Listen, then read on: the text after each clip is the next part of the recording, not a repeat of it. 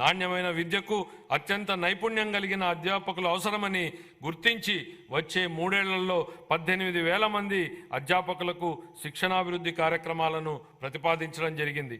2024 December నుండి 2.5 లక్షల మందికి పైగా విద్యార్థులకు వృత్తి శిక్షణను సులభతరం చేయడానికి NASSCOM, future skills, edu skills, sales force, Microsoft వంటి ప్రతిష్టాత్మక సంస్థలతో మా ప్రభుత్వం అవగాహన ఒప్పందాలను కుదుర్చుకుంది.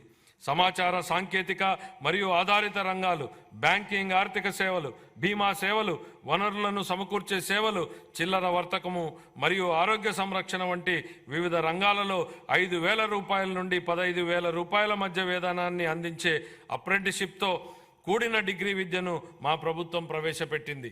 2024 ఆర్థిక సంవత్సరానికి గాను ఉన్నత విద్యాశాఖకు 2,326 కోట్ల రూపాయల కేటాయింపును ప్రతిపాదిస్తున్నాను.